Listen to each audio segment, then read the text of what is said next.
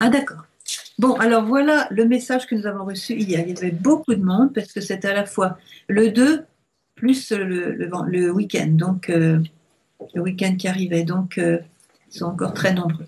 Chers enfants, avec un amour maternel, je viens vous aider à avoir plus d'amour, ce qui veut dire plus de foi. Je viens vous aider à vivre avec amour les paroles de mon Fils, afin que le monde soit différent. C'est pourquoi je vous rassemble autour de moi, vous, les apôtres de mon amour. Regardez-moi avec le cœur. Parlez-moi comme à une mère de vos douleurs, de vos souffrances, de vos joies. Demandez-moi de prier mon Fils pour vous. Mon Fils est miséricordieux et il est juste. Mon cœur maternel désirerait que vous aussi soyez ainsi. Mon cœur maternel aimerait que vous, les apôtres de mon amour, parliez de mon Fils et de moi par votre vie à tous ceux qui vous entourent, afin que le monde change, afin que revienne la simplicité et la pureté, afin que reviennent la foi et l'espérance. C'est pourquoi, mes enfants, priez, priez, priez avec le cœur, priez avec amour, priez avec de bonnes actions. Priez pour que tous puissent connaître mon Fils. Priez pour que le monde change, pour que le monde soit sauvé. Vivez avec amour les paroles de mon Fils. Ne jugez pas, mais aimez-vous les uns les autres pour que mon cœur puisse triompher. Je vous remercie. Là, elle a redonné le goût de, disons, les parfums de son amour maternel. Et avec un amour maternel, tout ce qui suit vient de son cœur de mère qui déborde d'amour. Elle vient pour nous aider. Je viens vous aider à avoir plus d'amour.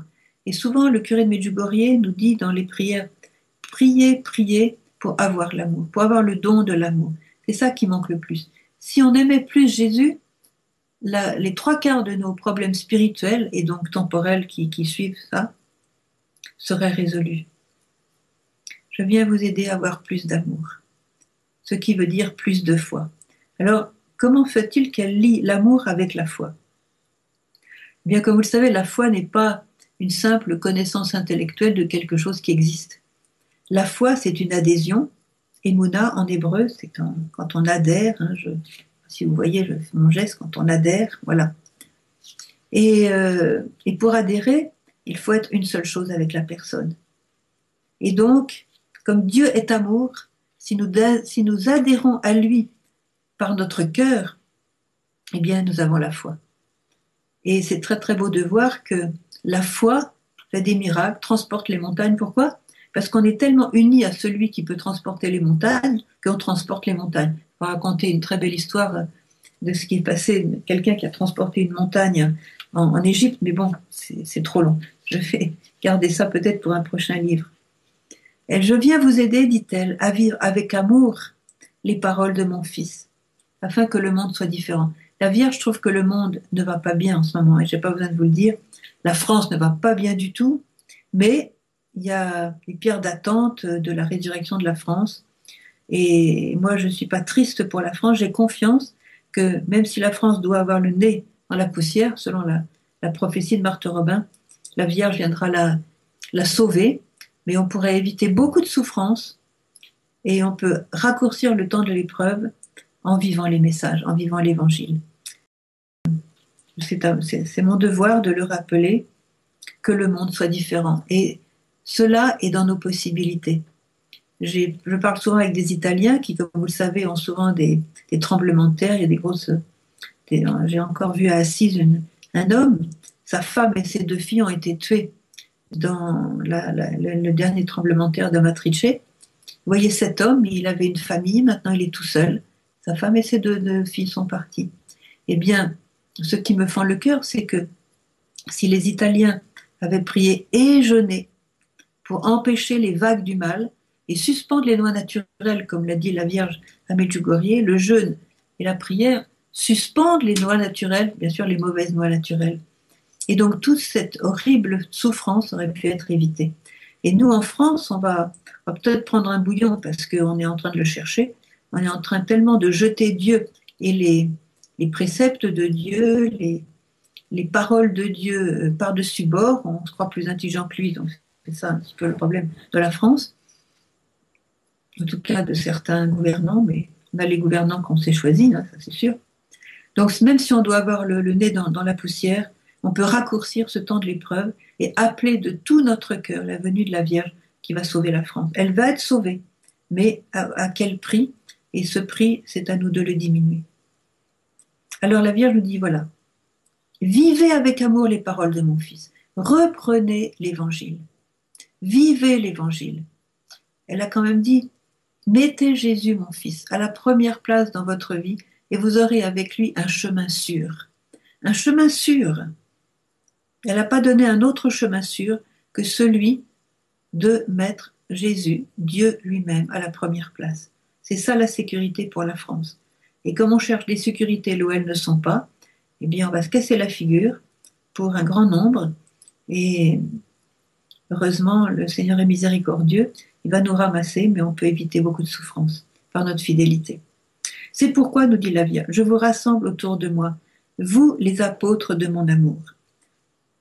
Vous le remarquez maintenant, c'est une expression qu'elle emploie de plus en plus, qu'elle n'a jamais employée au début. Elle l'emploie de plus en plus, vous les apôtres de mon amour. Ça devient, je dirais, une appellation contrôlée et bien contrôlée par le ciel. Et elle continue. Elle nous rassemble, c'est-à-dire que, c'est encore, on prend le mot hébreu de rassembler, ça veut dire faire une seule chose. Hein, Boyachad, ensemble. Les apôtres de mon amour. Regardez-moi avec le cœur. Alors ça, c'est une parole extraordinaire. Regardez-moi avec le cœur. Il faut s'arrêter, prendre une icône, prendre une image, notre image préférée de la Sainte Vierge, ou simplement l'image qu'on peut avoir d'elle dans notre cœur, et regardez-la avec le cœur. Je pense à un prêtre à Lugo, justement en Italie. J'étais encore là-bas il y a 2 jours.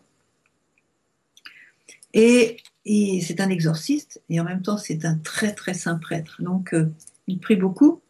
Il a mis toute sa paroisse vraiment en prière. Et un jour, il était occupé à faire quelque chose d'important et d'un peu urgent. Et voilà qu'un jeune homme arrive et lui dit mon père, j'ai vraiment besoin de vous voir. Je vais pas du tout bien. Je suis malade, les poumons, le cœur, la gorge. Je suis malade et en plus, je suis infesté de démons. Je suis très tourmentée. Je vais pas bien du tout. Je vous supplie de me recevoir. Le prêtre ne pouvait pas le recevoir, mais il a dit écoute, va dans l'église et là, tu verras une très belle image de la Vierge de la rue du Bac, donc la médaille miraculeuse. Vous savez, la Vierge qui a les mains ouvertes comme ça, et de ses anneaux, elle a des anneaux aux doigts, de ses anneaux, elle répand les grâces. Il y a des anneaux qui ne répandent aucune grâce, c'est toutes les grâces qu'on ne lui demande pas. Elle l'a bien expliqué à la voyante, que c'était signifiait les anneaux qui ne donnaient pas de grâce. Alors, Catherine Labouré, vous avez certainement lu son histoire, c'est une très très belle histoire. Et alors, elle lui dit va devant cette peinture de la Vierge de la rue du Bac et regarde-la bien dans les yeux. Alors il y a été, il a regardé la peinture, la Vierge, dans les yeux, et à un moment donné, il a senti comme une vague lui pénétrer de la tête aux pieds. Il a été entièrement libéré de ses démons et entièrement guéri. Il ne croyait ni ses yeux, ni ses oreilles, ni son état. Et voilà, c'est la Vierge qui a fait ça. Alors quand j'ai lu le message et que j'ai vu ça, regardez-moi avec le cœur. Waouh, c'est des belles grâces qui nous attendent. Alors n'oubliez pas, avant de vous coucher, de bien regarder la Vierge avec le cœur. À savoir ce qu'elle va faire avec vous, mais en tout cas, vous n'avez rien à perdre en faisant cette expérience avec elle. Elle vous attend. Elle vous attend. Et ses yeux maternels d'amour ne pourront que vous faire du bien. Elle continue. Parlez-moi comme à une mère de vos douleurs, de vos souffrances, de vos joies. Quand on a une mère, une maman, c'est quelqu'un dont on est né, de qui on est né et donc on a toujours connu. C'est quelqu'un, une personne familière. Et on pense tout avec une mère. On se dit pas, oh, est-ce que je peux lui dire ça, est-ce que je peux lui dire ça. C'est un enfant, il est complètement simple avec sa mère. C'est la source de sa nourriture, de ses habits, de de sa vie, de tout ce qu'il sait faire, la source de tout ce qu'il apprend. Donc voilà, on est simple avec une mère. Et si jamais on a une mère qui n'est pas de ce type-là, eh bien on a une mère céleste qui est de ce type-là. Voilà. Parlez-moi comme à une mère. De quoi on va lui parler? Ben, de ce qu'on vit, de nos souffrances si on en a, de nos douleurs si on est malade, de nos joies si on en a, en tout cas de tout ce qui nous concerne, de tout ce qui habite notre cœur, tout ce qui habite notre vie. Et cette intimité avec la Sainte Vierge doit se développer de jour en jour, parce que quelquefois on la voit comme une personne lointaine. Bon, elle est la reine, voilà, elle est la reine, elle est la mère de tout le monde, elle est la mère du Christ. Waouh, elle est Immaculée Conception, elle est si pure, et moi, qu'est-ce que je suis devant elle? Vous voyez, on a ce petit recul quelquefois. Il faut vraiment abandonner ce recul, cette distance, et vraiment l'embrasser, la prendre dans nos bras, vraiment comme une mère, et la serrer contre notre cœur, comme elle veut nous serrer. Elle a dit, je vais vous prendre dans mon étreinte, chers enfants, mais vous ne le voulez pas. Laissez-moi vous presser contre mon cœur. Elle l'a dit à Medjugorje. Donc il faut se laisser faire par cette tendresse maternelle. Demandez-moi de prier mon fils pour vous. Ça veut dire qu'elle a un plan. C'est-à-dire que quand on lui aura demandé, elle va prier son fils et elle sait que le fils a préparé quelque chose. Donc vous voyez, c'est très important. On passe par la mère pour aller au fils. Comme le père est passé par Marie pour donner le fils au monde.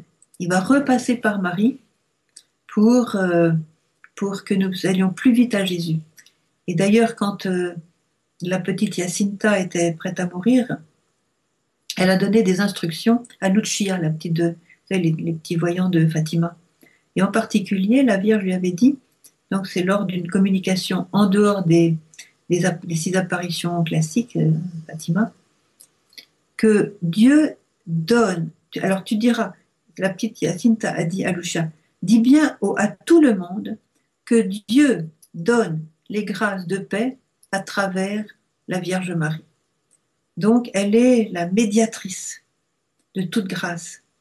Donc quand on passe par elle directement, on va plus vite à Jésus parce qu'elle est incontournable. Et quand on essaie de la contourner, ça marche moins bien. Voilà. Donc ça c'est un bon tuyau. Demandez-moi de prier mon fils pour vous.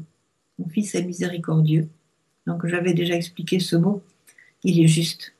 Mon cœur maternel désirerait que vous aussi soyez ainsi, c'est-à-dire miséricordieux et juste, c'est-à-dire la juste miséricorde. Pas, oui, tout le monde il est beau, tout le monde il est gentil, tout le monde y va aller au ciel. Vous voyez, cette espèce de soupe inconsistante et nébuleuse sur la miséricorde, la fausse miséricorde. La vraie miséricorde, elle est droite, elle est juste, elle est selon la parole de Dieu. Donc la Vierge nous invite à regarder le cœur miséricordieux. Aujourd'hui, c'est le premier vendredi du mois. Nous sommes invités donc à faire les 9 premiers vendredis du mois, vous savez, selon la révélation du Sacré-Cœur de Jésus à Paray-le-Monial, la sœur Marguerite Marie. Donc ces 9 premiers vendredis du mois, en signe de réparation, une communion réparatrice en particulier, et c'est l'occasion pour nous d'acquérir beaucoup de grâce. Et vous vous souvenez de ce que je vous avais raconté sur Bruno Cornacchiola, l'apparition des 3 fontaines, et c'est ça qui l'a sauvé. C'est que sa femme lui avait proposé de vivre cette dévotion au Sacré-Cœur. Et la Vierge lui a dit, quand elle lui est apparue, c'est ça qui t'a sauvé. C'est grâce à ta femme. Alors, comme vous allez me demander quelles sont les 12 promesses du Seigneur qui touchent ceux qui font les 9 premiers vendredis du mois, une sincère, une confession sincère, une communion avec le cœur en réparation pour toutes les offenses faites au cœur du Seigneur. Alors, je fais une petite digression par rapport au message, mais comme on a un petit peu attendu, il faudra que je prenne mon temps. Alors, voilà les 12 promesses du Seigneur. Première promesse, je leur donnerai toutes les grâces nécessaires à leur état. Qu'on soit balayeur de rue ou dentiste ou fleuriste, voilà, on aura toutes les grâces de l'État. On fera bien notre devoir d'État. Je mettrai la paix dans leur famille. Ça c'est important. Je mettrai la paix dans leur famille. Souvenez-vous de ça. C'est une promesse du Christ et ça va marcher. Je les consolerai dans toutes leurs peines. Des peines ne manquent pas, je le sais. Vous avez beaucoup de d'intention à communiquer encore ce soir. Il y a beaucoup de souffrance, beaucoup de peine. Et voilà, je les consolerai dans toute leur peine. 4. Je serai leur refuge assuré pendant la vie et surtout à la mort. 5. Je répandrai d'abondantes bénédictions sur toutes leurs entreprises. Voilà. Ne soyons pas stériles et prenons la main de Jésus pour réussir dans nos entreprises et que nos entreprises soient les siennes, avec sa bénédiction. 6. Les pécheurs trouveront dans mon cœur la source et l'océan infini de la miséricorde. Donc de jamais se décourager quand on est très pécheur. Il faut aller vers Jésus, il va nous pardonner. Il faut aller vers lui. 7. Les âmes tièdes deviendront ferventes. Ben ça c'est bien pour moi. 8. Les âmes ferventes s'élèveront à une grande perfection. 9. Je bénirai moi-même les maisons où l'image de mon Sacré-Cœur sera exposée et honorée. Donc ça va un petit peu à l'encontre de tout ce que nos gouvernants, disons, essayent de nous convaincre, retirer les croix, retirer les signes, retirer les statues des places publiques, le statut des saints, les statues de Jésus, les statues de Marie, les statues des anges, allez dégager. Eh bien la Vierge nous dit, voilà, je bénirai moi, le Sacré-Cœur nous dit, je bénirai moi-même les maisons où l'image de mon Sacré-Cœur sera exposée et honorée. On a de la chance en France parce que dans les maisons, on a encore le droit de mettre le Sacré-Cœur, pourvu que ça dure. Enfin, tant que ça dure, profitons-en. 10. Je donnerai aux prêtres le talent de toucher les cœurs les plus endurcis. Avis aux prêtres. 11. Les personnes qui propageront cette dévotion auront leur nom écrit dans mon cœur où il ne sera jamais effacé. Donc, propagez ça. Faites connaître. Vous trouverez toute cette liste dans tous les livres de piété. 12. Je te promets, donc Jésus parle à sœur Marguerite Marie, je te promets dans l'excès de la miséricorde de mon cœur que son amour tout-puissant, donc du cœur de Jésus, accordera à tous ceux qui communieront les premiers vendredis du mois 9 fois de suite la grâce de la pénitence finale, qu'ils ne mourront pas dans ma disgrâce, ni sans recevoir les sacrements, et que mon divin cœur se rendra leur asile assuré à cette dernière heure. Voilà. Alors, donc, vous savez que cette communion, elle doit être en fait en esprit de réparation sur les blasphèmes contre Jésus, les blasphèmes contre l'Immaculée Conception, les blasphèmes contre... Voilà. Les blasphèmes contre l'Immaculée Conception, les blasphèmes contre le cœur immaculé de Marie, donc les ça, blasphèmes contre la... Oui, oui. Oui, mais quand on fait les communions de réparation, c'est contre les blasphèmes et les sacrilèges et tout ce qui va contre le Seigneur et la Vierge Marie. Voilà. Bon, j'avais fait une parenthèse un peu longue, mais je crois que tout le monde est content de ça parce que c'est encore un cadeau que nous donnent les saints, sœur Marguerite Marie, et puis le Seigneur à travers les saints et donc à travers l'Église.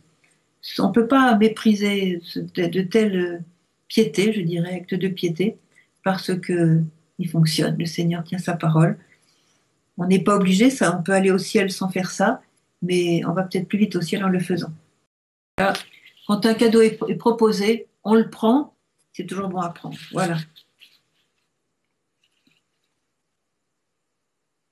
Alors, mon cœur maternel désirerait que vous aussi soyez ainsi, c'est-à-dire miséricordieux et juste.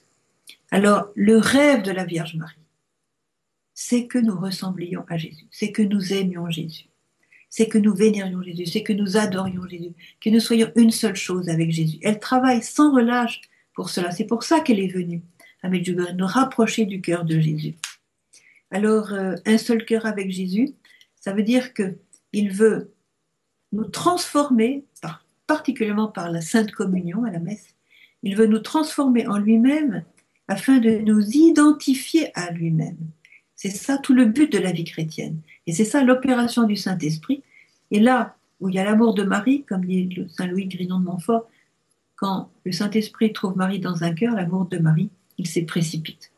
Donc, voyez, tout ce que vous ferez pour Marie, avec Marie, en Marie, ça va attirer l'Esprit Saint et Jésus va profiter de cette union avec Marie pour vous identifier à lui, vous transformer en lui-même. Alors, elle continue, mon cœur maternel aimerait que vous, les apôtres de mon amour, parliez de mon Fils et de moi par votre vie. Alors voilà, j'ai remarqué que chez beaucoup de personnes, ça dépend aussi peut-être des milieux, enfin dans tous les milieux c'est un petit peu un virus, c'est qu'on ne parle pas de Dieu. On est catholique, on va à la messe le dimanche, mais alors pendant les repas, rien. C'est comme un sujet tabou dans certaines familles. Alors il y a bien sûr la pudeur d'exprimer sa foi, il y a une certaine pudeur, mais c'est une pudeur qui est quelquefois mal placée, je dirais. Pudeur qui est quelquefois plutôt un blocage. Et là, la Vierge nous dit, parlez de moi, parlez de mon Fils Jésus. Parce qu'en en parlant, d'abord on le fait arriver, quand on est deux ou trois réunis en son nom, il est là. Donc parler de lui, j'ai fait de l'expérience souvent pendant les repas de dire voilà, maintenant on va faire des quiz, c'est-à-dire on va faire des questions bibliques, on va se poser des questions sur l'évangile, on va compléter des phrases, on va dire qu'est-ce qu'a dit un tel, qu'est-ce qu'a dit tel apôtre, qu'est-ce qu'a dit ça, etc. Et comme ça, on revit un peu l'évangile.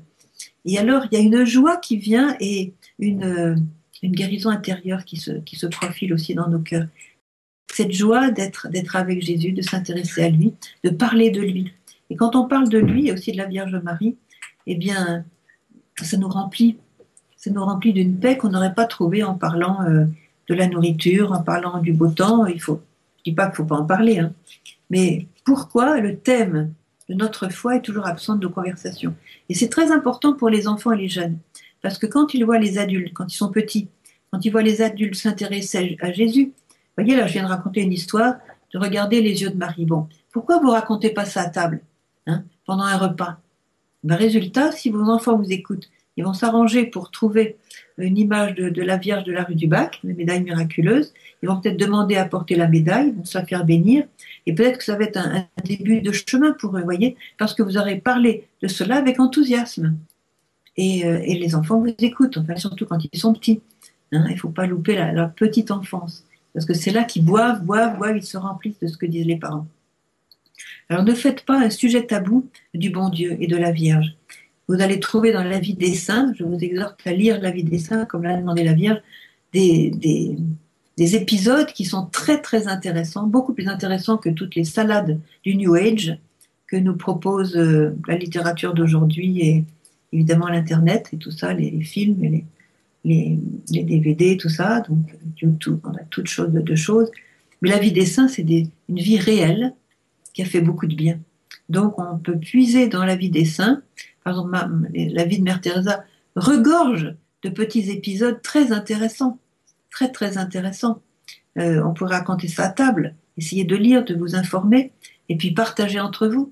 Combien de fois vous avez été nourri par une phrase que vous avez entendue de quelqu'un.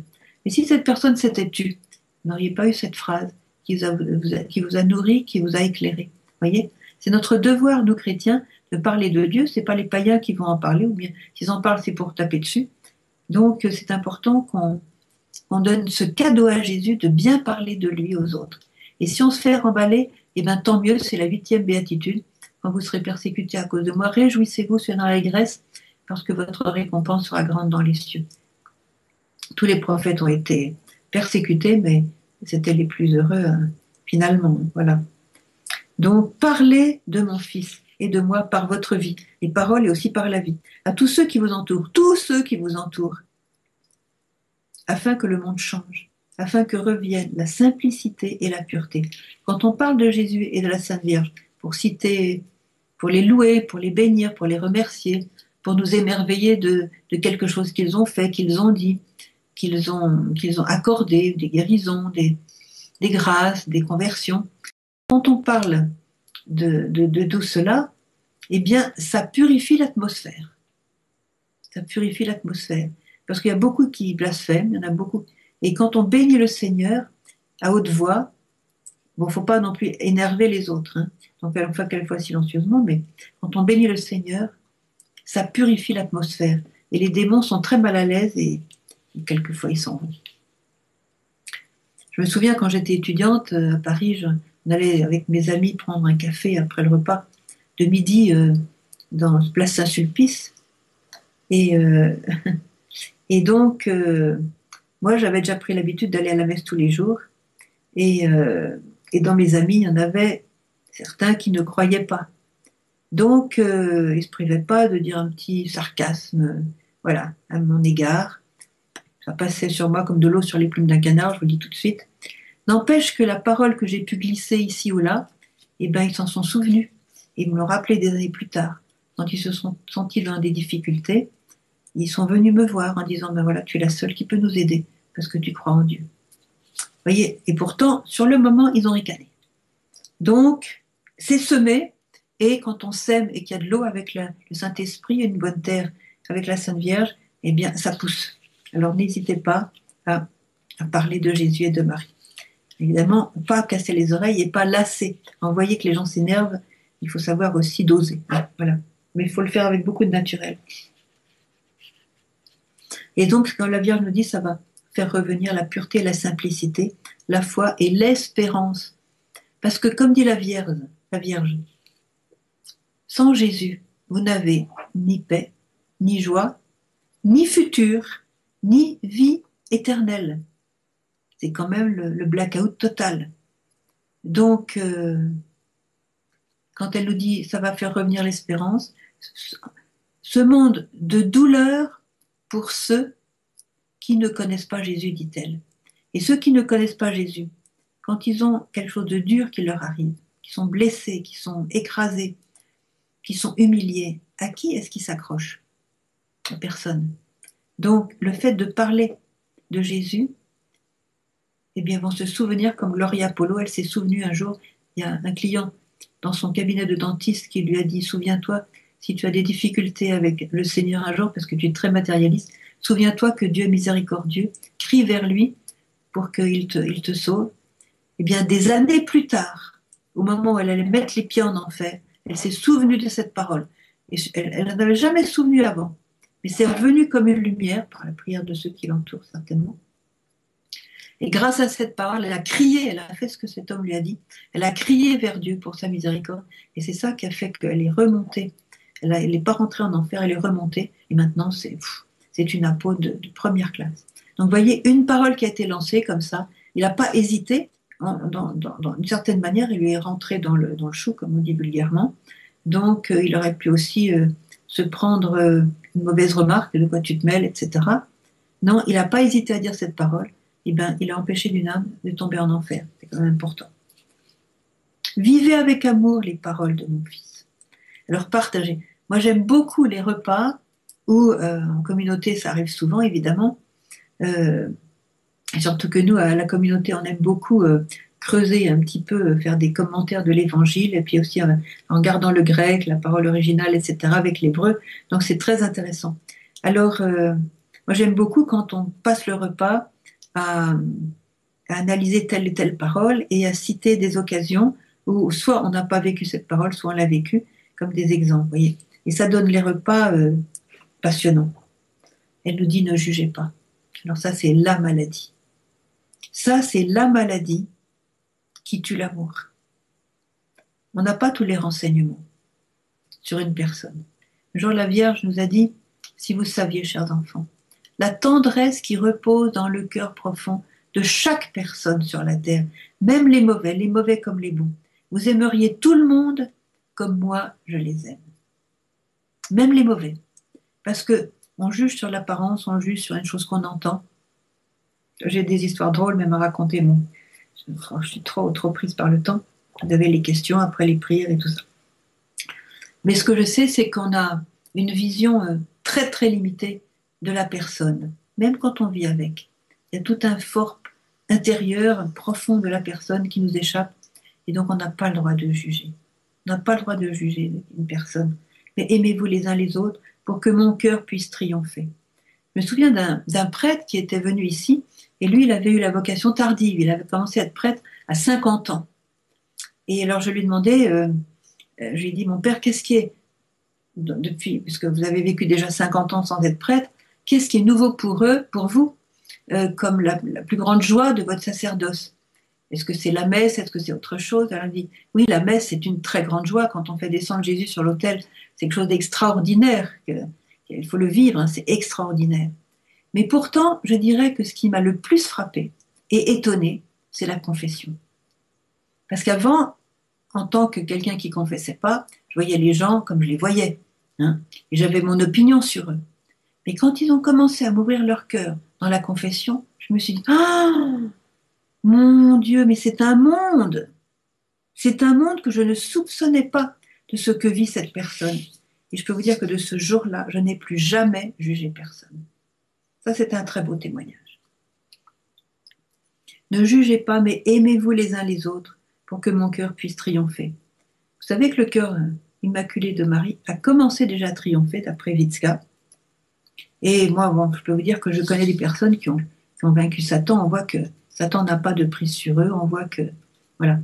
Et c'est beau de voir que par l'amour mutuel, il faut aimer les gens non pas comme ils non pas comme ils devraient être, mais comme ils sont. Et si vous les aimez comme ils sont, ça les encourage à changer. Parce que ça donne une vision qu'ils peuvent être aimables, même comme ils sont, et donc ça les encourage à changer, pour être dignes de l'amour que vous leur portez. Je vous remercie.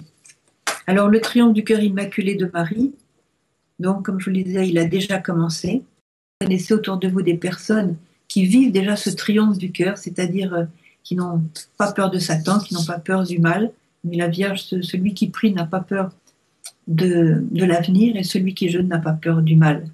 Donc, il y en a plein, j'en connais plein comme ça, qui sont vraiment cool avec le Seigneur et qui sont déjà établis dans la victoire. Ça ne veut pas dire qu'ils n'ont pas de tentation, attention. Ça ne veut pas dire qu'ils n'ont pas d'épreuves. Ça ne veut pas dire que Satan n'essaye pas de les faire tomber. Bien sûr que si. Mais ils ont atteint une telle union avec le Seigneur qu'ils font comme faisait Thérèse d'Avila devant Satan. Elle faisait des pieds de nez comme ça. Elle n'a vraiment pas peur de lui. Et ben voilà, donc le cœur immaculé a commencé à triompher. Et je pense qu'il va continuer à se répandre dans les cœurs, et puissions-nous être chacun de nous un de ces cœurs qui accueille le triomphe du cœur immaculé, c'est-à-dire en vivant les messages, en vivant la prière, le chapelet, le rosaire quotidien, en vivant la lecture quotidienne de la parole de Dieu, la confession mensuelle au moins, peut-être plus souvent, la messe le plus souvent possible, une communion vraiment avec le cœur, la confession, je l'ai dit, je crois, le jeûne, 2 jours par semaine au pain et à l'eau, selon les... Je vous encourage à soit écouter le CD que j'ai fait sur le jeûne, soit le livre aux éditions des Béatitudes, parce que vous aurez beaucoup de détails, et ça va vous aider à aimer le jeûne et à le désirer, à le pratiquer et à en voir les fruits. Voilà. Donc je voudrais aussi dire que il faut aussi, comment dirais-je, ne pas se faire une idée fausse du triomphe du cœur immaculé. Ça va pas être les trompettes de Jéricho, ça va pas être la Metro-Goldwyn-Mayer, les grandes scènes à l'américaine du cinéma. Ça va être dans les cœurs. Donc, aimez-vous les uns les autres pour que mon cœur puisse triompher. Et là, elle nous donne une clé. C'est l'amour que je vais porter à mon frère, à ma sœur, à ma famille. C'est ça qui va attirer le triomphe, mais alors général dans le monde entier. Voilà. Donc merci pour votre écoute. Maintenant, on va passer aux questions. Je vais donc... Alors, une question. Bonsoir, est-il possible de se sortir d'une dépendance à la pornographie et de quelle façon? Je viens de le dire. Seulement par le jeûne et la prière, nous pouvons arrêter les guerres, empêcher les guerres et suspendre les lois naturelles. Alors, la pornographie est un assaut de Satan dans le monde aujourd'hui, particulièrement en Occident, pas seulement en Occident. C'est un assaut de Satan pour briser les mariages, pour briser les familles, pour briser le cœur des enfants. Donc, celui qui est addicted, comme on dit, qui est dépendant de la pornographie, qu'il sache que Satan veut le détruire et détruire ceux qui sont autour de lui.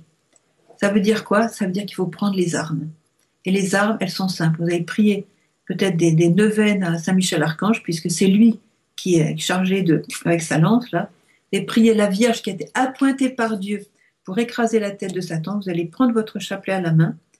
Vous allez vous confesser souvent, très souvent, sans vous lasser, et jusqu'à ce que ça craque. Voilà. Jusqu'à ce que vous arriviez, parce que le Seigneur veut vous aider. Il sera très content de vous aider, il sera très heureux de votre victoire, de vos victoires. Il y a peut-être des rechutes, mais ne vous découragez jamais. Hein. Vous pouvez avoir la victoire, mais prenez les armes justes. C'est pas un médecin qui va vous sortir de ça, c'est pas un psychiatre, c'est les directives de la Vierge Marie, parce que c'est elle qui écrase la tête du serpent. Et la sexualité. La sexualité est une très belle chose, puisque c'est par cela que le Seigneur veut que nous collaborions au don de la vie.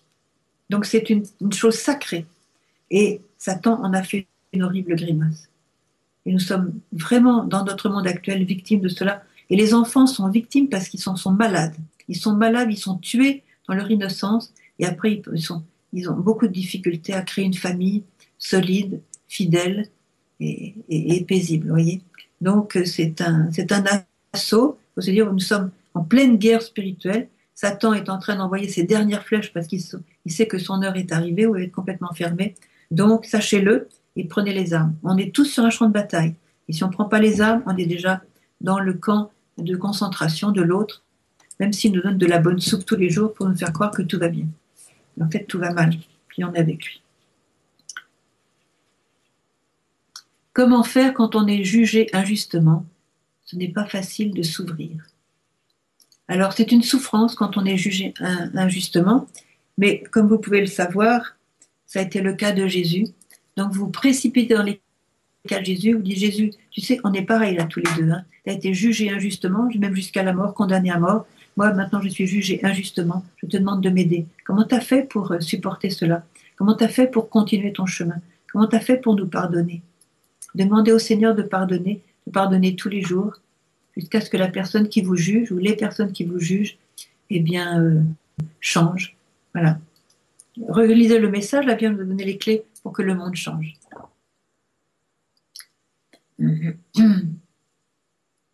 Avec des horaires postés, levés. Il ne faudrait pas que le truc tourne parce que je lis la phrase et puis ça. Alors, lever à 3 heures, rentrer à minuit. C'est presque impossible de jeûner au pain le vendredi. Comment faire? Alors, la Vierge est une mère. Elle a donné les directives pour des gens qui ont des vies de se lever le matin et de se coucher le soir. Donc voilà. Si vous êtes gardien de nuit, si vous êtes, etc., bien sûr, il faut adapter.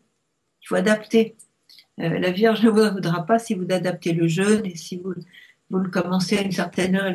L'important, c'est que vous fassiez vos 2 jours de jeûne au pain avec la bonne volonté. Quand on cherche, on trouve. Et si la Sainte Vierge vous invite à jeûner, vous trouverez un moyen. Vous adapterez. Comment savoir si une âme est déjà au ciel et qu'il ne faut plus prier puisqu'elle est déjà sauvée? Eh bien, on ne peut pas le savoir. Et ça, il faut faire confiance. En fait, je vais vous recommander de toujours prier pour les âmes du purgatoire. Et si votre prière est destinée à une âme qui est déjà au ciel, cette prière va être prise en compte par le Seigneur. Il va la donner à quelqu'un d'autre de la famille ou quelqu'un d'autre de vos proches. Donc, elle sera toujours très utile. Mais ce quelqu'un d'autre que peut-être vous avez oublié, que vous n'avez jamais connu, vous en sera gré pour toute l'éternité. Donc, je vous exhorte à prier toujours pour les âmes du purgatoire. Et beaucoup de personnes qui ont fait des confidences, soit à Natuzza, en Italie, soit à Maria, comment elle s'appelle, Maria Sima, soit à des saints comme la petite Mariam de Bethléem, etc., Sainte Mariam de Bethléem, enfin ceux qui ont eu des visions des âmes du purgatoire. Il y a des gens qui sont restés très longtemps au purgatoire. Pourquoi? Parce qu'on les a canonisés sur terre, enfin, la communauté ou la famille. Oh, un tel, quel saint. Oh, alors on oublie de faire des messes, on oublie de faire des chemins de croix, on oublie de faire des chapelets. Pour eux, parce qu'on dit, oh ben, il était tellement bon, il est sûrement au ciel. Alors ils ont grillé beaucoup plus de temps au purgatoire à cause de cette mauvaise idée qu'ils étaient au ciel, quoi. Donc, voilà. Est-ce qu'on peut jeûner au cornflakes ou au granola? Alors, si je me souviens bien, la Sainte Vierge n'a pas dit je vous demande de jeûner tous les mercredis au cornflakes et à l'eau, mais elle a dit prenez une décision selon votre cœur, prenez une décision et tenez-vous à cette décision. Voilà. Mais si le cornflake vous va mieux que le pain, prenez du cornflakes. Simplement, c'est votre choix. Je ne peux pas vous dire faites ça ou faites pas ça.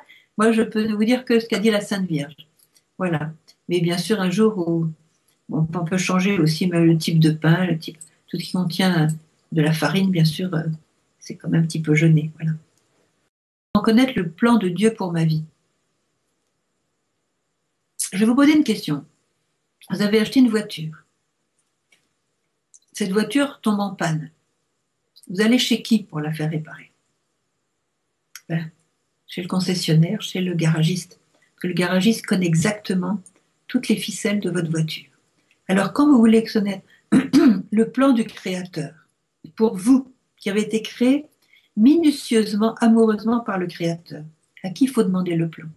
Eh bien, au bon Dieu.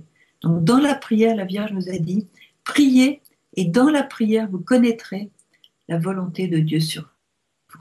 Voilà la réponse.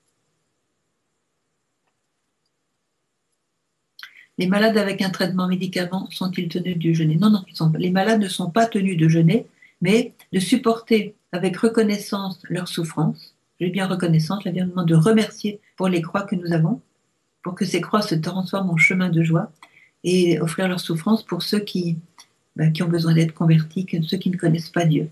Donc leur offrande remplace le jeûne en quelque sorte. Avez-vous des témoignages de conversation et conversion avec des protestants par rapport à la Vierge Marie? Est-ce que je peux vous dire, oui, j'en ai beaucoup, mais ça serait trop long, puisque ma communauté a été fondée par un ancien protestant, par des anciens protestants. Mais ce que je peux vous dire une chose, c'est que un grand psychiatre anglais, très protestant, très croyant, très proche du Christ, est venu à Medjugorje. Un de ses amis l'a quasiment forcé parce que tu peux pas juger comme ça l'extérieur, parce que bien sûr la Vierge Marie c'était pas sa tasse de thé comme on dit. Alors bref, il est venu à Medjugorje et on l'a retrouvé en pleurs et il a dit en montant les marches de Saint James, Saint Jacques, l'église donc l'église de Medjugorje, Jésus m'a parlé et Jésus m'a dit, tu vois, j'ai moi-même invité ma mère ici à Medjugorje. Elle attire mes enfants et elle me les amène. Waouh! Il pleurait. Il est resté 3-4 jours. Et le dernier jour, en remontant les mêmes marches de la même église à Medjugorje, à nouveau le Seigneur lui a redit la même phrase. Il est reparti dans son pays en Angleterre avec ça dans le cœur. C'est moi-même qui ai demandé à ma mère de venir ici. Elle attire mes enfants et elle me les amène. Ça, c'est une belle histoire de protestants. J'ai vu aussi des pasteurs protestants qui sont venus. Et moi, je suis toujours bien avec les pasteurs protestants parce que j'aime beaucoup parler avec eux. Ils connaissent la Bible par cœur et c'est magnifique. Donc, puis souvent, ils vivent vraiment la parole de Dieu. Alors, il me disait, mais regarde, écoute un peu vite ce qu'elle dit. La Vierge lui dit, lisez la parole de Dieu tous les jours. Ayez la Bible ouverte de chez vous. Et bien, la conclusion, c'est que cette Vierge-là, elle est des nôtres. Parce que vous, les catholiques, vous ne faites pas ça. Ben, elle est des nôtres, votre Sainte Vierge. Vous voyez, on a eu des réflexions comme ça. Et voilà. Et la plupart de ceux qui viennent parmi les protestants, ils se disent, mais on n'aurait jamais pensé que la Vierge soit comme ça. Ils découvrent la Vierge parce que, bien sûr, ils n'ont pas eu l'occasion dans leur église protestante d'avoir un descriptif tellement authentique de la Vierge Marie. Ils n'ont pas goûté sa tendresse, ils ne la prient pas, ils n'ont pas goûté, comme elle dit, ses parfums de la Vierge Marie dans le cœur, ils n'ont pas, je dirais, voilà, disons, expérimenter sa présence maternelle et voilà. Donc, quand ils viennent ici et qu'ils expérimentent cette présence maternelle, ils se disent, on n'aurait jamais pensé que la Vierge soit comme ça, et donc, on va réviser un petit peu. Et d'ailleurs, il y a beaucoup de protestants maintenant qui se sont mis à prier le chapelet. Tous les catholiques ne prient pas le chapelet, mais je connais pas mal de protestants qui prient le chapelet. Et d'ailleurs, dans la famille royale en Angleterre, il y en a qui prient le chapelet. Si vous ne le saviez pas, ben maintenant vous le savez. Voilà. C'est magnifique. Est-il possible de jeûner avec des tisanes en guise d'eau? Bien sûr, une tisane, c'est de l'eau.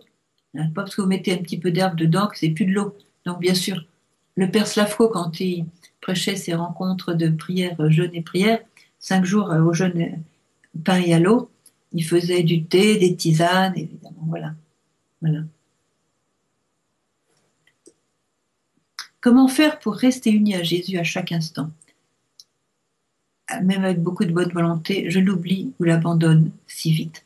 Alors, votre prière plaît beaucoup à Jésus. Et le fait que vous vouliez rester unis à lui, déjà, c'est une grande joie pour lui. Continuez à lui demander. Ne vous lassez pas de lui demander et ne vous découragez pas. Parce que nous avons des esprits tellement bombardés par mille choses, vous savez, plus que jamais. Nos esprits sont très distraits et très égarés. C'est un peu le chaos dans beaucoup d'esprits. Alors pour rester unis à Jésus, il faut lutter. Il faut lutter, il faut trouver des plages de silence dans votre journée. Adorez beaucoup. Dès qu'il y a une adoration, allez-y. Restez après la communion, restez dans l'église pour parler avec Jésus. La Vierge recommande 10 minutes de parler avec Jésus après la communion. Restez dans l'église et que cette conversation intime avec le Seigneur va vous aider dans la journée aussi à être unis à lui. Et puis faites des communions spirituelles. Appelez Jésus dans votre cœur. Appelez-le, il viendra. Puis dites-lui que vous êtes désolé de l'avoir oublié pendant quelques instants, mais qu'il envoie, qu'il donne des anges peut-être à votre ange gardien de vous solliciter là, de vous réveiller de temps en temps. Il le fera. Pensez-vous que les oppressions viennent de l'ennemi? Si oui, que faire? Le jeûne et la prière pour chasser l'ennemi. Toutes les oppressions ne viennent pas de l'ennemi, ça peut être aussi des maladies, mais des maladies psychiques ou des blessures, des choses comme ça. Mais enfin, l'ennemi se sert toujours de ça pour nous troubler de toute façon. Donc, priez beaucoup la Vierge Marie de vous libérer.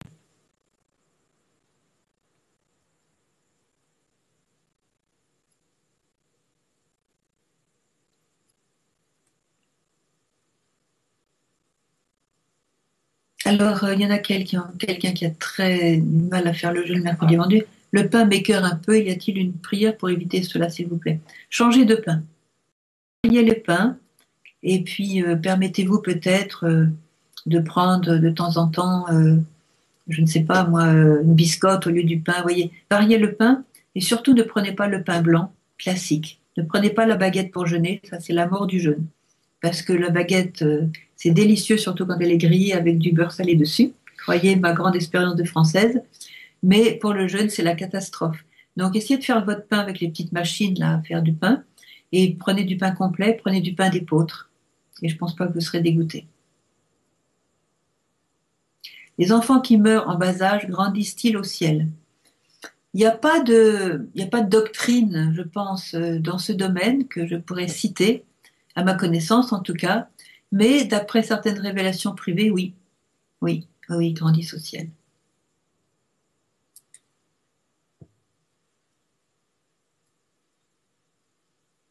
Pouvons-nous recevoir le sacrement des malades pour des maladies graves, mais sans danger de mort? Bien sûr, et c'est très très dommage. Souvent les gens viennent ici à Medjugorje pour demander une guérison. On leur demande, vous avez fait le sacrement des malades? Non. Mais c'est la première chose à faire. Demandez le sacrement des malades à vos prêtres. Il faut que ce soit un prêtre qui le fasse. Et le sacrement des malades n'est pas l'extrême onction, comme on l'a trop souvent appelé, parce que quand on dit extrême onction, ça veut dire la dernière, c'est-à-dire qu'après, elle est suivie par la mort. Et ça, c'est d'un grand dommage, parce que du coup, les familles n'osent pas appeler le prêtre pour faire le sacrement des malades aux malades, parce qu'ils ont très peur que le malade se dise, ça y est, je vais mourir, ça y est, c'est ma dernière heure qui est arrivée, ils ont appelé le prêtre. Donc, il faut vraiment donner un enseignement très précis sur le sacrement des malades. Vous avez une maladie, demandez le sacrement des malades. Quelquefois, ça guérit la maladie, et en tout cas, ça donne toujours des grâces. N'oubliez pas que pour avoir le sacrement des malades, il faut faire une bonne confession et une communion. Voilà. Comment jeûner quand vous êtes le seul à vouloir jeûner dans la famille et qu'il faut cuisiner pour les autres? Voilà, votre jeûne compte double. Voilà, c'est bien. Vous leur expliquez. Si vous aviez un régime alimentaire qui fait que vous ne pouvez manger que des oignons, par exemple, ou des tomates, ou des carottes, ou des pommes de terre, ou que de la viande, par exemple, que le médecin vous dise pour votre survie, vous ne pouvez manger que cela. Je dis n'importe quoi comme régime, hein, parce que tout le monde accepterait. Pourquoi n'accepterait-il pas que pour votre sanctification et celle du monde entier, vous ayez un régime au pain et à l'eau tous les mercredis et vendredis. Pourquoi accepte-t-il si bien? Alors moi, je ne peux plus manger de sucre. Donc c'est bien, je fais un jeûne quotidien de sucre. Ben, quand je me promène en mission, tout le monde accepte que je ne mange pas de sucre. Ça fait partie de mon régime, parce que je suis menacée par le diabète. Je ne suis pas diabétique, mais je pourrais le devenir. Ben voilà, tout le monde l'accepte, ça fait partie de ce qu'on accepte, même les païens. Donc pourquoi ne pas accepter que ces jours-là, on prenne du pain? Alors faut leur expliquer, puis ils doivent être d'accord. Comment prier avec le cœur? Comment prier avec le cœur? C'est prier avec sincérité. Connaître Dieu comme votre plus grand ami. Parlez-lui comme vous parleriez à votre plus grand ami. Avec sincérité, avec joie, dans la joie d'avoir un dialogue avec quelqu'un que vous aimez et qui vous aime infiniment. C'est tout simple. Racontez-lui, je dirais, toutes vos petites bricoles de la journée. Tu vois, Seigneur, aujourd'hui, je me suis levée du mauvais pied, j'étais de mauvaise humeur, ma femme s'en est rendue compte, du coup, elle était aussi de mauvaise humeur, puis après, je me suis repris, puis tu vois, Seigneur, grâce à toi, j'ai pu faire un Je vous salue Marie, ça allait mieux, et puis voilà, vous lui racontez votre vie, vous lui racontez vos peines, vos joies, voyez, vos espoirs, vos échecs, vos réussites, racontez-lui votre vie, il ne rêve que de ça. Sur Hosanna, il y a beaucoup de prières, oui. Que permet la bénédiction d'un objet? Chapelet, croix, image, etc. Eh bien, la bénédiction est pour l'objet en question, une croix ou une médaille, par exemple un chapelet, mais c'est surtout pour la personne qui va se servir de cet objet, soit réciter ce chapelet, soit, soit porter la médaille ou la croix. C'est une bénédiction qui donne à la personne qui s'en sert. Donc c'est un plus. Ça fait partie de ce qu'on appelle les sacramentaux. Et par exemple, on peut bénir l'encens. Il y a beaucoup de gens qui achètent, vous savez, les petites baguettes d'encens, là. C'est bien d'acheter des petites baguettes d'encens. Vous mettez ça peut-être devant une icône ou chez vous. Mais il faut les faire bénir. Et si vous faites bénir votre encens, que ce soit des petits cubes d'encens, vous voyez, on peut acheter ça facilement dans tous les magasins pas seulement catholiques, hein, mais même autres. Faites bénir l'encens. Vous savez quel est l'effet de l'encens béni? Quand vous faites brûler l'encens qui est béni par un prêtre, ça chasse Satan. Voilà. C'est comme l'eau bénite, le sel béni, le sel exorcisé. Voilà. Prenez les formules d'avant le concile, elles sont meilleures que celles d'après le concile. Vous trouverez ça sur Internet, certainement.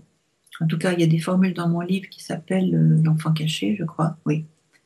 L'enfant caché, j'ai fait les formules justement pour que, s'il est prêt de vous dire, ah, ben, j'ai pas la formule, comme ça vous apportez, vous faites une copie de la page et puis vous apportez la formule et l'eau, la formule et le sel. Et le prêtre va vous bénir.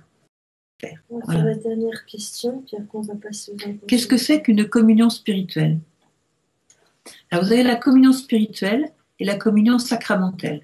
Vous avez deviné que la communion sacramentelle, c'est celle que l'on fait au cours de la messe, où nous recevons le corps, le vrai corps du Christ, c'est-à-dire sa présence totale, qui contient son corps, son sang, son âme et sa divinité. Jésus est réellement présent dans l'hostie que vous recevez du prêtre et qui a été consacré durant la messe. Qu'est-ce que c'est qu'une communion spirituelle? C'est quand vous invitez Jésus, qui est toujours à côté de vous, à venir dans votre cœur et à habiter dans votre cœur. Et vous faites une conversation avec lui comme si vous aviez reçu la communion sacramentelle. Voilà, c'est tout simple. Vous invitez Jésus dans votre cœur et vous passez un moment avec lui. C'est comme la visite du Saint-Sacrement. Vous passez devant une église et puis bon, ce jour-là, elle est ouverte. Hein, pas toujours le cas, mais elle est ouverte. Vous entrez, vous allez vers le tabernacle et vous lui dites, comme l'histoire de Paul, vous connaissez l'histoire de Paul. Paul, c'était le mendiant un petit peu alcoolisé, comme dirait le Père Slafo, à côté de l'église Saint-Jacques. Il était à la porte, il mendiait. Bon. Et puis, une brave dame qui avait pris un peu de soin de lui, qui l'avait pris en pitié, avait remarqué qu'il rentrait dans l'église. Et donc, elle lui dit, mais pourquoi tu rentres dans l'église? Je vois que tu es assis là devant le Saint-Sacrement, puis tu dors. Pourquoi tu rentres dans l'église puisque tu pries pas? Ah, mais comment je pourrais prier? Il y a bien longtemps que j'ai oublié mes prières. Quand j'étais au caté, j'étais môme et tout ça, voilà. Maintenant, je ne sais plus les prières, donc, mais je vois que Jésus, il est tout seul dans sa boîte. Vous voyez la foi de cet homme. Il est tout seul dans sa boîte. Hein. Eh bien, je viens et je lui dis, je lui dis, c'est moi Jésus, c'est moi, me voici Jésus, c'est moi Paul, je viens te voir. Je m'assieds et c'est vrai, je dors. Voilà. De toute façon, je ne sais pas mes prières. J'étais très impressionnée de voir que cet homme visitait Jésus dans le tabernacle. C'est certainement une sorte je ne dis pas de communion spirituelle, mais en tout cas de vie spirituelle du tabernacle. Et donc après, il s'est retrouvé à l'hôpital avec tous les tuyaux parce qu'il avait une cirrhose vraiment énorme. Et la grand-mère l'a trouvé. Elle a vu qu'il était en train de mourir. Elle lui a dit, je reviens demain. Le lendemain, elle est revenue. Elle l'a trouvé rasé de frais, bien coiffé, les joues roses, bien mis, bien propre, avec son pyjama. Tout allait bien. Elle était complètement suffoquée. Mais qu'est-ce qui s'est passé? Hier, tu étais moment avec tous tes tuyaux. Tu étais jaune comme, les fleurs jaunes. Qu'est-ce qui s'est passé? Je lui ai dit, écoute, voilà, je ne sais pas. Mais tout ce genre de quand je me suis réveillée ce matin, j'ai vu qu'il y avait un homme, beau, vêtu d'une grande robe blanche, qui me regardait. Il a dit, c'est moi, Jésus.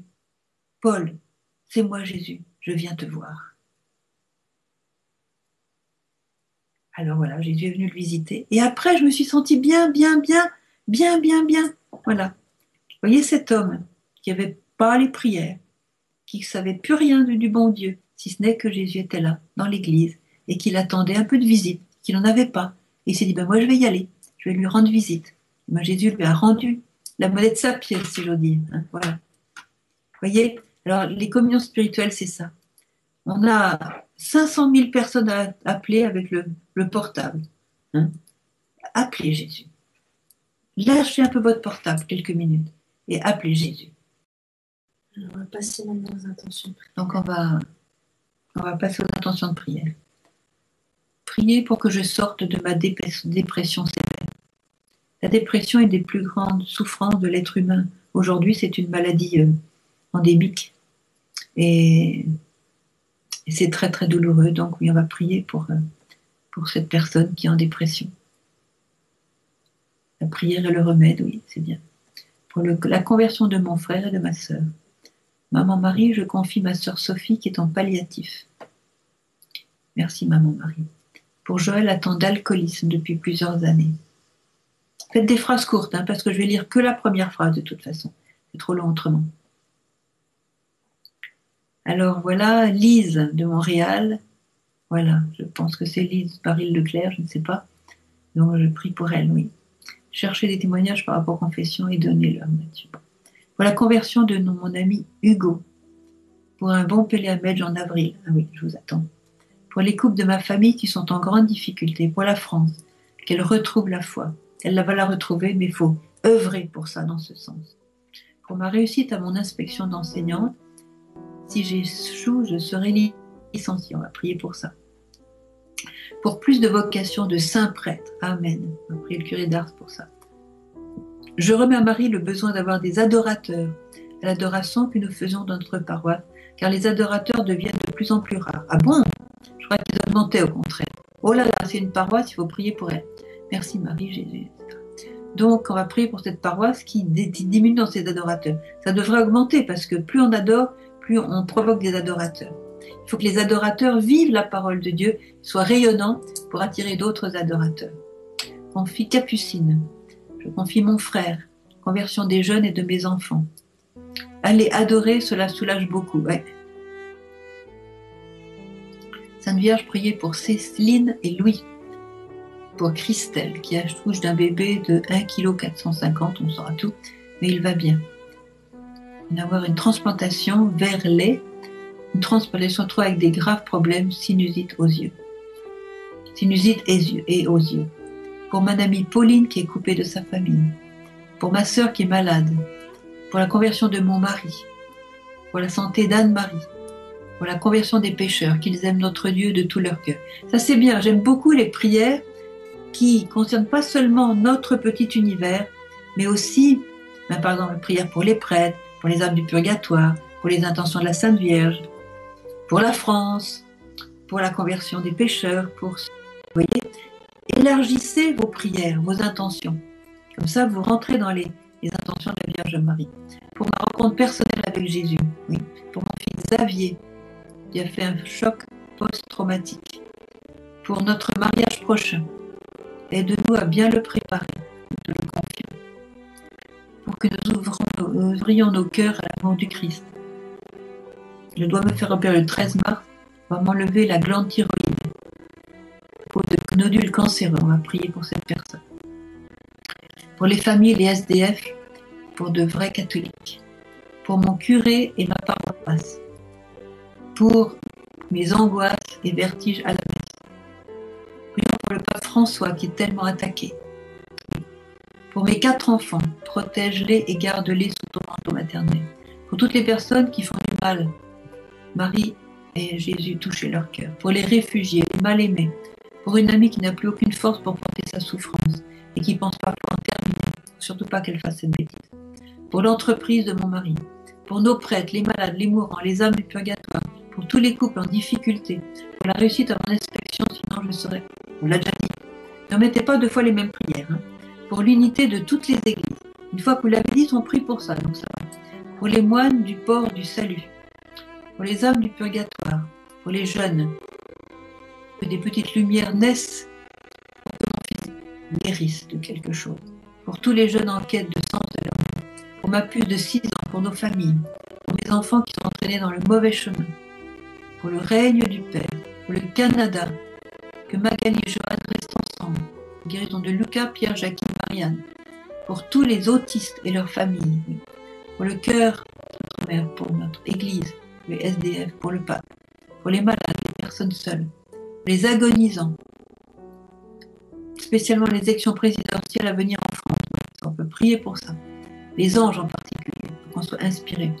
Pour tous les anniversaires, pour mon anniversaire bientôt, que ma vie change. Oui, c'est un bon tournant. La Vierge viendra vous embrasser le jour de votre anniversaire. Elle aime beaucoup ça. Et rendre grâce pour le don de votre vie. Pour la réussite de l'opération de mon père. Prions pour tous les tièdes dans l'église. Prions pour tous les gens qui sont en souffrance. Prions pour hâter le retour du Christ. Bravo. Pour la Belgique, très en danger par Daesh. Pour la conversion de nos familles. Pour les groupes charismatiques. Pour mon père et ma mère. Pour Anne-Marie qui m'accompagne cette année. Pour tous les fiancés futurs mariés. Protège leur union. Pour les chrétiens persécutés. Pour faire un bon carême selon la volonté de Jésus et Marie. Pour le repos éternel du Père Louis et tous les prêtres. J'espère que c'est pas le Père Louis, bon, je connais un. Pour la Russie et la paix, pour le centenaire de Fatima. Pour la conversion de ceux qui servent le mal. Ouais. Priez beaucoup pour les satanistes et ceux qui ont décidé de lutter pour écraser l'Église, écraser les prêtres. Oui. Pour que je guérisse de mon oppression. Pour m'aider à trouver le chemin de la confession. Pour que la paix revienne dans ma famille et la conversion de mon père qui est mauvais. Pas juger. Le père, il est peut-être pas bien en ce moment. Mais pour sœur Emmanuel, merci, c'est gentil. Pour que l'Esprit Saint... Pour continuer le direct du 3, oui, là vous pouvez prier, mais ça va aller. Pour la conversion de nos ennemis, bravo. Pour François Filon, pour les gens seuls, les migrants, la réconciliation de Cervellissimo. Pour les prêtres et religieux défunts en souffrance et abandonnés au purgatoire, oui, il y en a un paquet. Le renouvellement de la foi dans nos paroisses, nécessaire pour tous les jeunes qui sont en difficulté, pour nos jeunes qui servent du travail, pour les avortés de la journée, oui, pour les enfants avortés aujourd'hui, que Marie les prenne dans son cœur, pour les moines de l'abbaye de Bellefontaine, pour le couple Virginie et Florent, pour les glaires dans ma gorge, qu'elles disparaissent, pour obtenir un tabernacle d'adoration permanent dans notre ville, bravo, la réconciliation de mes frères, Saint Joseph, aider les sans-emploi, pour que je ne sois plus timide pour évangéliser, pour qu'avec mon frère on retrouve un bon travail, pour le curé Moréo Joseph décédé, pour un bon président de la République en France, bravo, pour tous les enfants qu'ils puissent connaître Jésus, amen, pour que Dieu me montre le plan qu'il a pour moi, priez bien, jeûnez.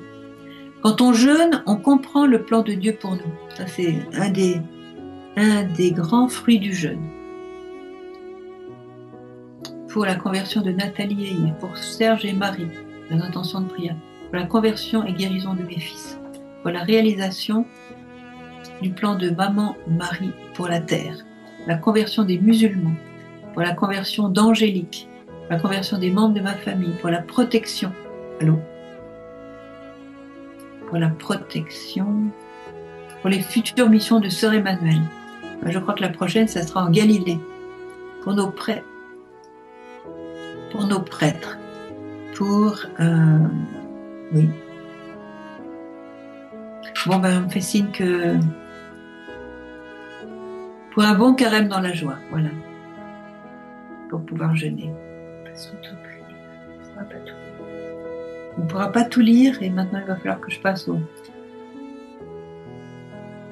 à la prière. Alors, on va passer maintenant à la prière. Que l'Esprit Saint soit avec nous, comme notre espérance est en lui, cette prière. Seigneur Jésus, nous avons commencé le carême. Nous savons que toi, tu as jeûné 40 jours au désert. Nous allons te suivre pendant ces 40 jours avec tout notre cœur. Seigneur Jésus, mets dans notre cœur comment nous pouvons bien vivre ce carême. Que pouvons-nous faire pour toi, Jésus, durant ce carême?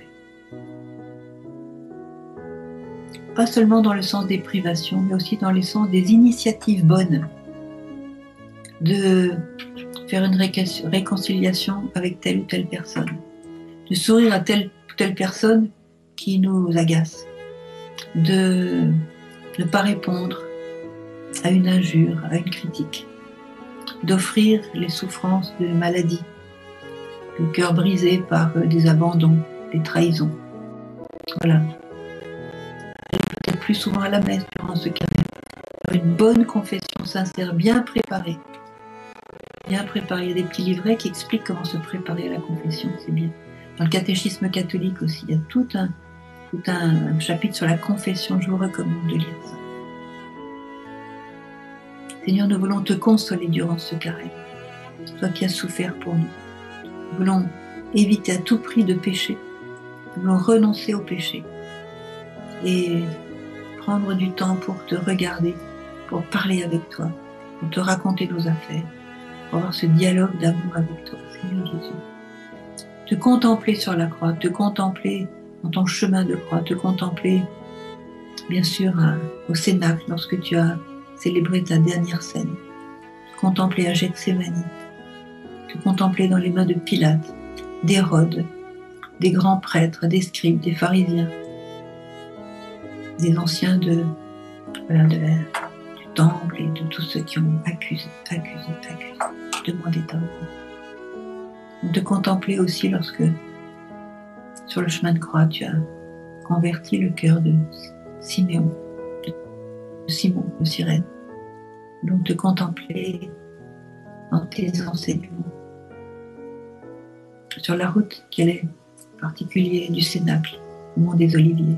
Ils vont te contempler lorsque tu as reçu le baiser de Judas, lorsque tes mains ont été liées, emmenées comme un malfaiteur. Seigneur, nous voulons que la contemplation de ta passion attendrisse notre cœur.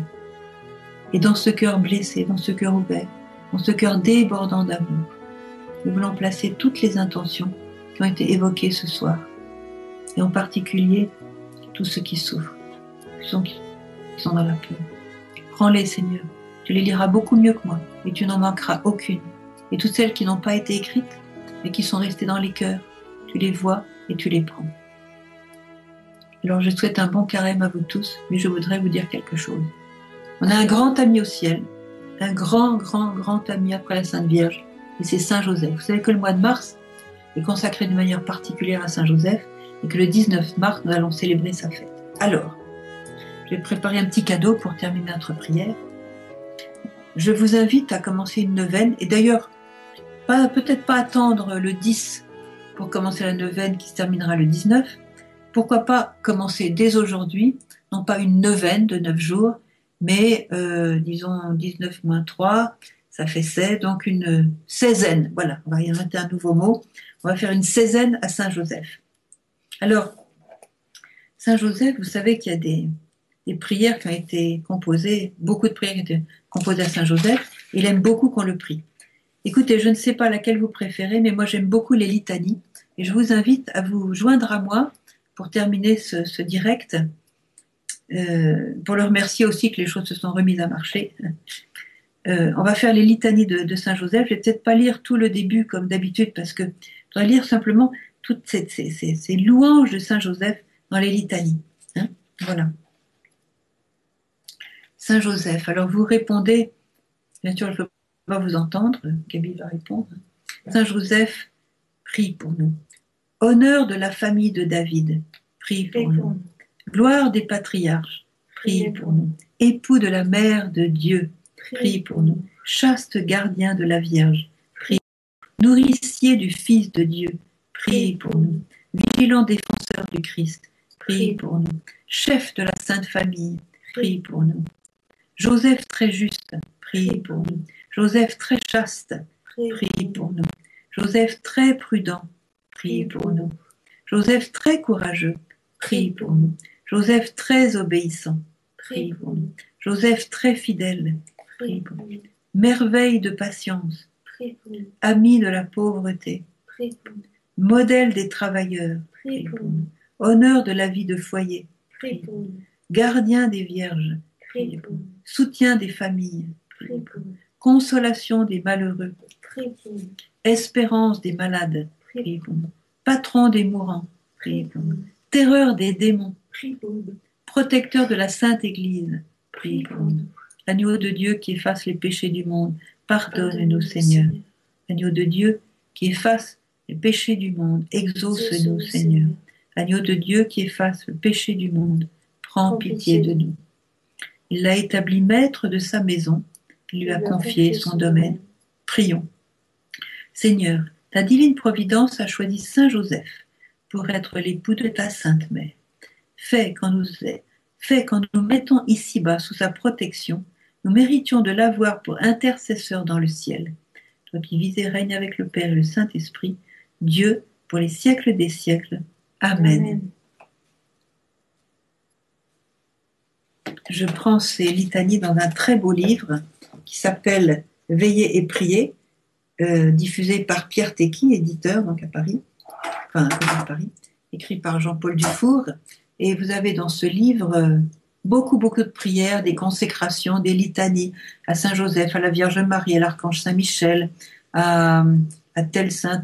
Vous avez plein de prières quand on est malade, quand on est en bonne santé, quand on veut bénir sa voiture, quand on veut bénir sa maison, quand on veut bénir ses enfants, quand on veut bénir sa nourriture. Enfin, vous avez plein de prières. Vous avez des prières à Sainte Rita, vous avez des prières à Sainte Thérèse de l'Enfant Jésus, vous avez des prières. Voyez, vos saints préférés sont là, et d'art, tout ça. Je vous recommande ce livre. Donc, Veiller et prier, ça s'appelle. Et voilà, de Jean-Paul Dufour. Alors, nous allons maintenant nous quitter. Je vous donne rendez-vous pour la prochaine fois, donc le mois de mars, le 3 avril, sera plus proche de Pâques. Je vous souhaite à tous un joyeux carême. C'est un temps très très privilégié pour lire la parole de Dieu. Les textes de chaque jour sont magnifiques. Lisez-les à table, lisez-les en famille, commentez-les. La Vierge l'a demandé dans le carême et la préparation aussi de Noël. Voilà ces grandes préparations de l'année liturgique. Nous commentions ensemble la parole de Dieu. Elle est tellement belle. Alors, de tout mon cœur, je salue chacun d'entre vous.